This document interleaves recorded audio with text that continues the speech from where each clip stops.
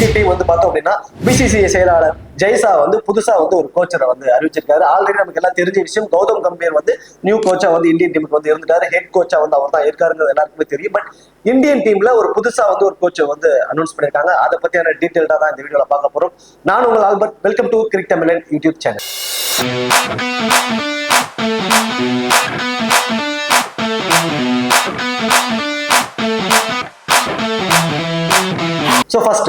First head coach அப்படின்னு சொல்லி பார்த்தோம்னா கௌதம் கம்பீர் நம்ம எல்லாருக்குமே தெரியும். ஸோ அவருக்கு கீழே அசிஸ்டன்ட் கோச்சா யார் இருக்கான்னு சொல்லி பார்த்தோம் அப்படின்னா அபிஷேக் நாயர். ஸோ அபிஷேக் நாயர் நிறைய பேருக்கு தெரியும், டொமஸ்டிக் லெவலில் நிறைய ரெக்கார்ட் இருக்காரு. இந்தியாவுக்காக ஒரு சில மேட்சஸ் மட்டும் தான் ஆடி இருக்காரு. ஸோ அபிஷேக் நாயர் அசிஸ்டன்ட் கோச்சாவும், ரியால் டெலிஸ்கோட் ஸோ அவர் வந்து பார்த்தோம்னா அசிஸ்டன்ட் கோச். இந்த ரெண்டு பேருமே வந்து பார்த்தோம்னா அசிஸ்டன்ட் கோச்சா வந்து இருக்காங்க. ஃபீல்டிங் கோச்சா அப்படின்னு சொல்லி பார்த்தோம்னா திலீப் இருக்காரு.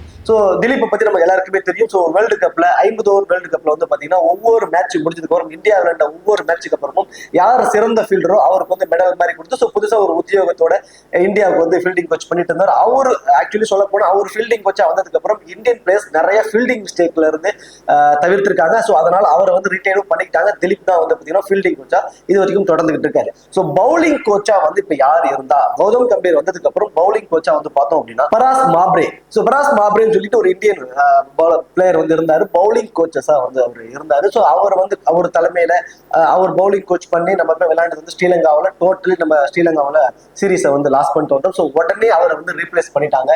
ஸோ அந்த இடத்திற்கு யார் வந்திருக்கான்னு சொல்லி பார்த்தோம்னா சவுத் ஆப்பிரிக்கன் பிளேயர், சவுத் ஆப்பிரிக்காவை சேர்ந்த Morne Morgan. So Morne Morgan உங்களுக்கு நிறைய தெரிஞ்சிருக்கும், இந்தியாவுக்கு எகென்ஸ்டா சூப்பரா பவுல் பண்ணி மேட்சுக்கு மேட்ச் மினிமம் 2-3 விக்கெட் அப்படிங்கிற மாதிரி எடுத்துட்டு இருந்தாரு.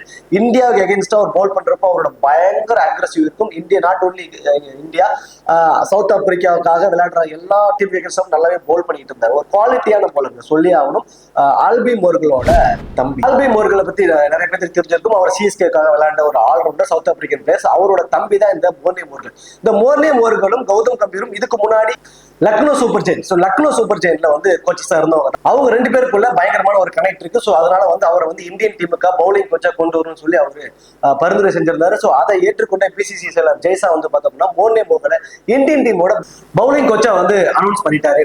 ஸோ இதுக்கப்புறம் பங்களாதேஷ்க்கு அகைன்ஸ்டா நம்ம ஆடக்கூடிய செப்டம்பர் 19 இருந்து பங்களாதேஷ் சீரிஸ் ஸ்டார்ட் ஆகுது. ஸோ அதுல இருந்து அவர் வந்து பவுலிங் கோச்சா வந்து இந்தியன் டீமுக்கு செயல்படுவார் அப்படிங்கிற மாதிரி வந்து சொல்லிட்டாங்க. செப்டம்பர் ஃபர்ஸ்ட் வீக்ல இருந்து மோர்னே மோர்கன் டீம் இந்தியா கூட வந்து ஜாயின் பண்ணிக்குவாரு. ஸோ அதுக்கப்புறம் வந்து அவரோட பிராக்டிஸ் செக்ஷனை வந்து தொடங்கிடுவாரு. ஸோ இதுதான் வந்து மோர்னே மோர்கனுக்கான ஒரு நியூஸ். அவர் தான் வந்து இந்தியன் டீமோட பவுலிங் கோச்சா வந்து செயல்பட போறாரு இனிமேல் அப்கமிங் சீரிஸ் இந்தியன் டீமுக்காக.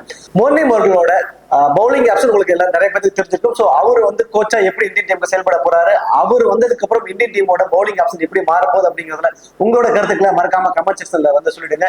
இந்தியன் டீம்ல இருக்கக்கூடிய எல்லா கோச்சஸுமே பார்த்துட்டோம், யார் யார் எதுக்கு ஆப்டா இருப்பாங்க அப்படிங்கிறதையும் மறக்காம உங்களோட பாயிண்ட் ஆஃப் வியூல கருத்துக்களை சொல்லிடுங்க. அதே மாதிரி இந்தியன் டீமுக்கு வந்து கோச்சா செயல்படக்கூடிய கௌதம் கம்பீரோட செயல்பாடுகள் ஸ்ரீலங்கா சீரீஸ்ல தெரிஞ்சிருக்கும். ஸோ அதோட செயல்பாடுகள் உங்களுக்கு எப்படி இருக்குங்கிறது கமெண்ட் செக்ஷன் சொல்லுங்க. அவர் இதுக்கப்புறம் எப்படி செயல்பட போறாருன்னு உங்களோட பாயிண்ட் ஆஃப் எல்லாருமே கமெண்ட் செக்ஷன்ல சொல்லிடுங்க. தேங்க்யூ.